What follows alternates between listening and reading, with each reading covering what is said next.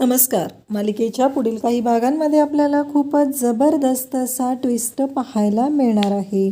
इकडे सायली अर्जुनला म्हणत असते की मी प्रतिमा आत्यांना पाहिलंय, अलिबागला त्या तिथेच होत्या, मी पाहिलेलं आहे. ज्यांना मी माई म्हणून हाक मारली, आपल्या दोघांचं भांडण चालू होतं, ज्यांना मी माई म्हणून हाक मारली त्यांचा जीव वाचवण्यासाठी मी धावत गेले, त्या प्रतिमा आत्याच होत्या, असं ती अर्जुनला सांगत असते. परंतु अर्जुन मात्र म्हणत असतो की तुम्हाला कळतंय का सायली, अहो तुम्ही ज्यांच्याबद्दल बोलताय अहो त्या जिवंत नाही आहेत, प्रतिमा आत्या जिवंत नाही आहे. तेव्हा सायली म्हणते अहो तुम्ही ऐकून तरी घ्या माझं, मला काय म्हणायचं आहे ते तरी ऐकून घ्या. अर्जुन मात्र ऐकायला तयारच नसतो. अर्जुनचं असं म्हणणं असतं की नाही, प्रतिमा आत्या जिवंत नाही. परंतु इकडे सायली मात्र म्हणत असते की नाही, प्रतिमा आत्या जिवंत आहेत आणि मी त्यांना पाहिलंय. बघा हा फोटो बघा, तिथं जी बाई होती त्या बाईचा आणि हा फोटो एकसारखाच दिसतोय. तुमच्या लक्षात का येत नाही आहे, तुम्ही असं का विचार करताय, असं सायली अर्जुनला समजवत असते. पण अर्जुन मात्र ऐकायला तयार नसतो. अर्जुनचं म्हणणं असतं की नाही, तुमचा काहीतरी गैरसमज झालेला आहे, ती प्रतिमा आत्या असूच शकत नाही, असं अर्जुन सांगत असतो. परंतु सायली म्हणत असते की ती प्रतिमा आत्याच होती, तिने तिच्या निर्णयावर ठाम असते. मग आता सायलीने ठरवलेलं असतं की काहीही करून आपण स्वतः प्रतिमा आत्याला शोधून घेऊन यायचं आणि सर्वांच्या समोर हजर करायचं, असं सायलीने ठरवलेलं असतं. म्हणून तिने जाऊन प्रतिमा आत्याला शोधण्याचं ठरवते. आणि जेव्हा ती प्रतिमाला घरी घेऊन येते तेव्हा पूर्णाजी जी खुश झालेली असते, तो जो पूर्णाजीचा आनंद असतो तो खरंच खूपच गगनात मावेनासा असा असतो. सायली आता अलिबागला कशी जाते, प्रतिमा आत्याला ती शोधून कशी आणते, हे आपल्याला या व्हिडिओमध्ये पाहायला मिळणार आहे. त्यासाठी हा व्हिडिओ शेवटपर्यंत पहा. तर सायली विचार करत असते, सायलीला आता खात्री पटलेली असते की मी अलिबागला ज्या बाईंना वाचवलं, त्यांना माई म्हणून हाक मारली, त्या दुसऱ्या तिसऱ्या कोणी नसून त्या प्रतिमा आत्याच आहेत. आणि मी स्वतः त्यांना पाहिलेलं आहे. त्यांच्या चेहऱ्यावरती त्यांनी ओढणी झाकलेली होती आणि त्यामुळं त्यांच्या चेहऱ्यावरती काहीतरी झालेलं आहे ही गोष्टही तिला दिसली होती. तिने बरोबर त्या फोटोवरती त्या चेहऱ्यावरती ती जखम केली आणि ती ओढणी टाकली, तर तिला जाणवलं की त्या दुसऱ्या तिसऱ्या कोणी नसून त्या प्रतिमा आत्याच आहेत. सायलीनं खात्री पूर्णपणे करून घेतलेली असते आणि आता सायलीने ठरवलेलं असतं काही झालं तरी मी अलिबागला जाणार आणि शोधून आणणार. अर्जुन मात्र तिचं ऐकायला तयार नसतो. म्हणून सायली ही अर्जुनला काहीच सांगत नाही आणि तिनं एकटीच अलिबागला जायचं ठरवते. आणि त्याचबरोबर आता सायलीने घरातील प्रतिमाचा फोटो काढून रूममध्ये घेऊन गेलेली असते, त्यामुळं घरामध्ये खूपच गोंधळ झालेला असतो. पूर्णाजी येते आणि पूर्णाजी म्हणते की ते प्रतिमाचा फोटो होता, तो फोटो कुठं गेला, पण कोणीच काही बोलत नाही. सगळ्यांना मात्र तिथे प्रतिमाचा फोटो दिसत नाही. सगळ्यांचं असं म्हणणं असतं की नाही, इथे फोटो नाही आहेच. मग सायलीने तो फोटो रूममध्ये नेऊन ठेवलेला असतो. त्या फोटोवरती जिथे जिथे प्रतिमाच्या चेहऱ्यावरती डाग आहेत तिथे डाग काढलेले असतात, त्याच्यावर ड्रॉ केलेलं असतं आणि त्याच्यावरती ती जर ओढणी झाकली तर समजायचं की ती प्रतिमा आहे, असं तिने बरोबर ते करून पाहिलेलं असतं. त्यामध्ये तिला ते दिसलेलं असतं. त्याचबरोबर सायली म्हणत असते की नाही, काहीही झालं तरी मला खात्री आहे की त्या प्रतिमा आत्याच होत्या. अर्जुन सर कितीही नाही म्हणाले तरी मला माहिती आहे की त्या प्रतिमा आत्या होत्या, असं सायलीचं ठाम मत असतं. आणि सायली म्हणत असते की काही झालं तरी मला माहिती आहे. आणि सायली ठरवते त्याप्रमाणे आता तिने करायचं ठरवते. तिने अलिबागला जायचा विचार करते. अलिबागला जेव्हा सायली जायचं म्हणते तेव्हा अर्जुन मात्र तिच्यासोबत जायला तयार होत नाही. अर्जुनचं असं म्हणणं असतं की नाही, कुठंतरी मिसेस सायली यांचं चुकतंय, कारण त्या चुकीचा विचार करतायत असं सायलीला वाटत असतं. तर सायली एकटीच अलिबागला जायचं ठरवते.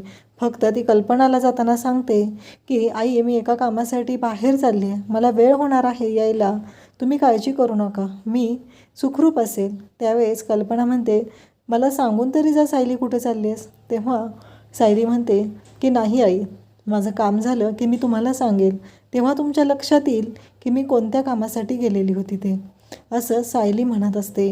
तेव्हा सायली असं म्हटल्यावर कल्पना म्हणते की ठीक आहे, काही प्रॉब्लेम नाही, असं म्हणत कल्पना सायलीला जायला परवानगी देते.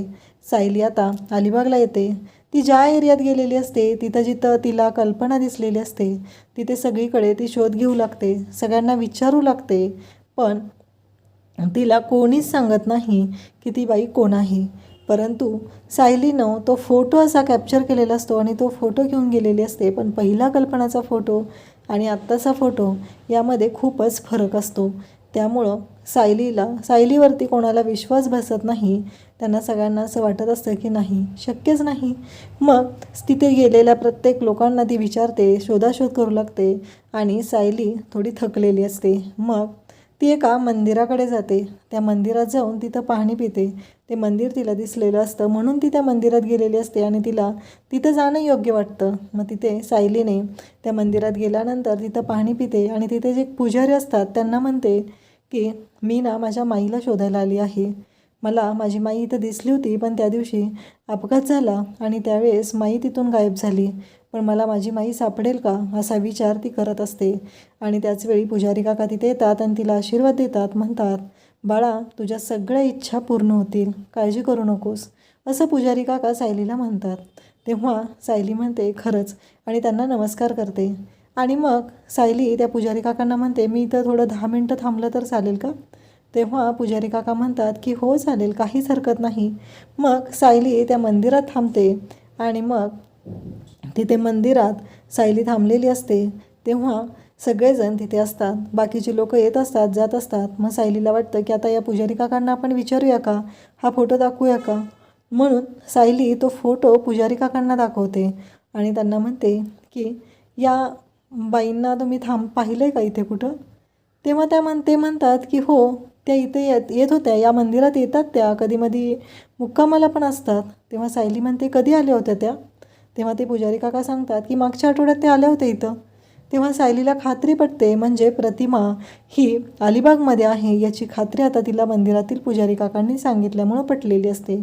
सायली म्हणते ठीक आहे, मी आज इथंच थांबते आणि ती देवाला नमस्कार करते आणि म्हणते की माझ्या प्रतिमा आत्या मला सापडल्या पाहिजेत, कारण त्यांची आई प्रतिमा आत्यांच्या वाटेकडे अगदी डोळे लावून बसलेली आहे. काही झालं तरी प्रतिमा आत्यांना शोधलं पाहिजे आणि मी प्रतिमा आत्यांना शोधून घेऊन जाणारच आहे, असं सायली म्हणत असते.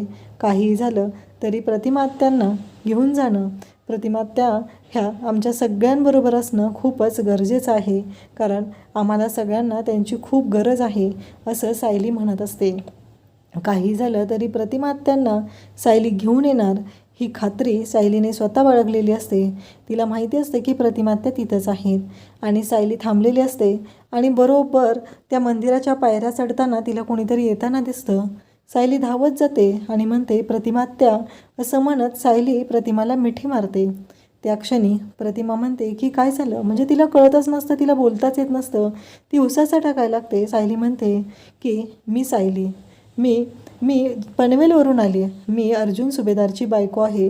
ती प्रतिमाला सांगत असते, प्रतिमाशी बोलत असते, प्रतिमाला सगळं कळत असतं. प्रतिमा म्हणते हो का, असं तिला खुणवून सांगत असते. तेव्हा सायली सांगते की हो, मी पूर्णाजींची सून आहे आणि मी तुम्हाला घेऊन जायला आली आहे. रविराज सर, पूर्णाजी, आम्ही सगळेजण तुमची वाट पाहत आहोत. घरातले सगळेजण तुमच्या आठवणीने अगदी व्याकुळ झालेले असतात, तुम्ही त्यांच्याकडे चला, असं म्हणत सायली म्हणत असते की चला तुम्ही. आणि इकडे सायलीने मग आता प्रतिमाला सोबत घेतलेलं असतं आणि सायली प्रतिमाला घेऊन घरी येत असते. तिने कल्पनाला सांगितलेलं असतं की आई तुम्ही औक्षणाची तयारी करून ठेवा.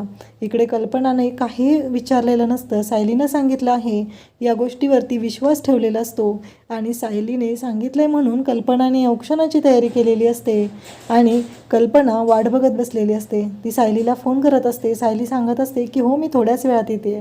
पूर्णाईंना पण तुम्ही घेऊन या तिथे, कारण पूर्णाई पण आपल्यासोबत असल्या पाहिजेत, असं सायलीचं म्हणणं असतं. म्हणून सायली इकडे सगळ्यांनाच तयारीला राहायला सांगत असते. त्याचबरोबर तिने अर्जुनलाही फोन केलेला असतो आणि रविराज सरांनाही फोन करून तिने घरी बोलवलेलं असतं. आणि आता जेव्हा सायली प्रतिमाला घेऊन सुभेदारांच्या घरादारात येत आहे तेव्हा पूर्णाजी रविराज यांच्या पायाखालची जमीन सरकते, कारण सायलीने प्रतिमाला आणलेला आहे. प्रतिमा जिवंत आहे हे पाहून सगळ्यांना, पण प्रतिमा काहीच बोलत नसते, ती कुणालाच ओळखत नसते. फक्त सायलीसोबत तिला बरोबर वाटत असतं, तिला कम्फर्टेबल वाटत असतं. आणि मग सायली प्रतिमाला घेऊन येते, औक्षण केलं जातं. पूर्णाजी तर प्रतिमाला मिठी मारून ढसाढसा रडायला लागलेली असते, कारण इतक्या वर्षानंतर आपली लेक आलेली आहे या गोष्टीचा खूप आनंद झालेला असतो. रविराज सर यांना तर त्यांच्या तोंडातून शब्दच बाहेर येत नसतात. त्यांच्यासाठी हा खूप मोठा धक्का असतो. काही महिन्यांपूर्वीच आपल्याला असं कळलेलं होतं की प्रतिमा या जगात नाही आणि आज प्रतिमा आपल्या पुढे जिवंत आहे. या गोष्टीचा खूप आनंद झालेला असतो. पण प्रियाच्या पायाखालची मात्र जमीन सरकलेली असते, कारण प्रियाला कळलेलंच नसतं की हे सगळं काय झालेलं आहे. या सायलीने ह्या प्रतिमाला जिवंत आणलेलं आहे हे पाहून प्रियाला तर धक्का बसलेला असतो आणि प्रतिमा मात्र सायलीचा हात सोडायला तयार नसते. ती प्रियाकडे पाहतही नाही. अशाच अपडेटसाठी चॅनलला सबस्क्राईब करा.